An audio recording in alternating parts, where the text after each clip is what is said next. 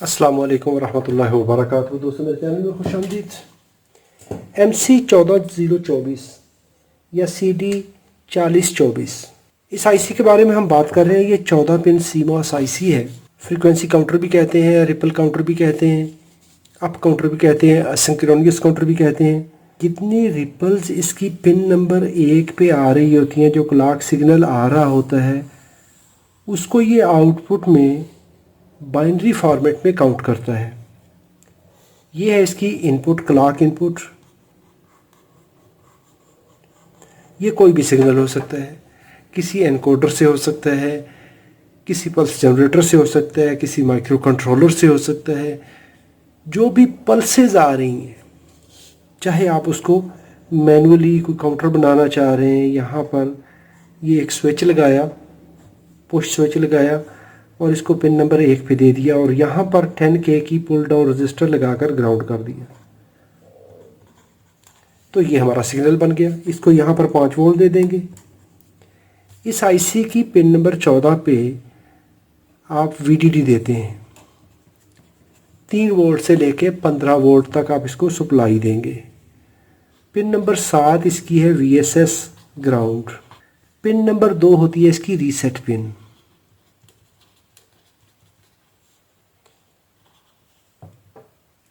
जब तक pin number 2 high रहेगी, इसकी तमाम आउटपुट्स ये जो इस वक्त काम कर रही हैं, ये काम नहीं करेंगी, ये लो हो जाएंगी और ये काउंटर इसका रीसेट हो जाएगा।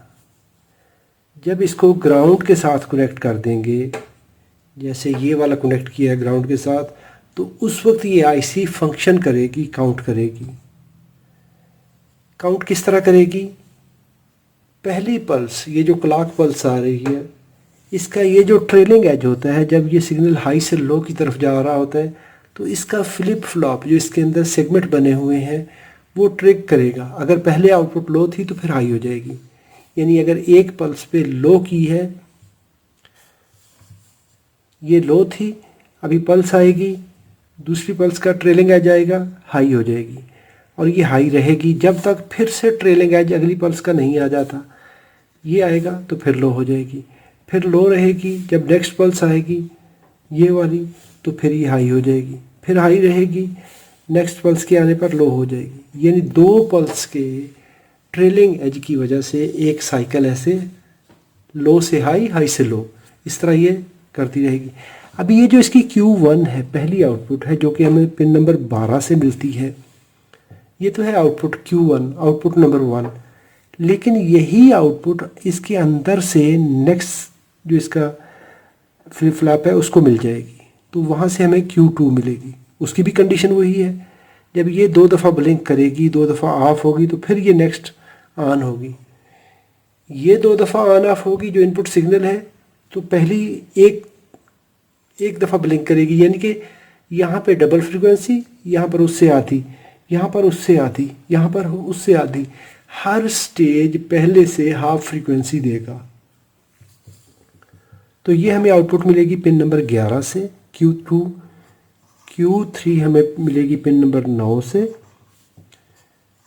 आउटपुट नंबर 4 ये मिलेगी हमें पिन नंबर 6 से। आउटपुट नंबर 5 मिलेगी पिन नंबर 5 से। आउटपुट नंबर 6 हमें मिलेगी पिन नंबर 4 से और 7वीं आउटपुट मिलेगी हमें पिन नंबर 3 से। 8, 10 और 13 ये है नॉट कनेक्टेड पिन है। आउटपुट को मॉनिटर करने के लिए यहाँ पर मैंने हर आउटपुट पे 1K की रजिस्टर लगाई, LED के कैथोड पे लगाई, LED के एनोड पे लगाई, कैथोड को हमने कर दिया ग्राउंड। तो ये सारी LEDs इस तरह लगी हुई हैं। तो मेरे पास अभी कोई एनकोडर तो नहीं है, तो एनकोडर की बजाय मैंने यहाँ पर ये PWM मॉड्यूल लगाया है। इस मॉड्यूल को पावर ऑन करने के लिए मैंने ये पॉजिटिव 5 वोल्ट दिए हैं, ये ग्राउंड है और ये इसका सिग्नल है जो कि पिन नंबर 1 पे आ रहा है। तो हर पल्स के आने पर, जब उसका पल्स का इनपुट पल्स का एज लो हो रहा होगा, हाई से लो हो रहा होगा, तो जो पहली आउटपुट है उसका स्टेटस चेंज हो जाएगा। पहले वो अगर लो थी तो फिर हाई हो जाएगी। अगर मैं यहाँ पर इसकी फ्रीक्वेंसी डबल करता हूँ तो यहाँ पर फ्रीक्वेंसी उससे आधी मिलती जाएगी। जितनी फ्रीक्वेंसी यहाँ पे ज़्यादा होती जाएगी यहाँ पर उतनी फ्रीक्वेंसी हाफ हाफ होकर मिलती जाएगी। ये देखें, इसका ब्लिंक रेट ज़्यादा है, इसका उससे कम है, इसका उससे कम है। ये बाइनरी फॉर्मेट में एक्चुअल कैलकुलेट कर रहा होता है, काउंट कर रहा होता है। अभी देखिए, इसको अगर करेंगे 1 1 0 1 1 1 0 0 1 0 1 5 6 7 8 9 10 11 12 13 14 15 16 इस तरह करके हर पल्स को काउंट करता जाएगा। 7 स्टेज पूरे होने पर जब सारी आउटपुट्स हाई हो जाएंगी फिर ये रीसेट हो जाएगा। तो ये अप काउंटर है, इसकी जो बाइनरी काउंटिंग है वो अप साइड की तरफ जा रही है। तो इस तरह करते हुए हम इस आईसी को टेस्ट कर सकते हैं, इसका फंक्शन चेक कर सकते हैं।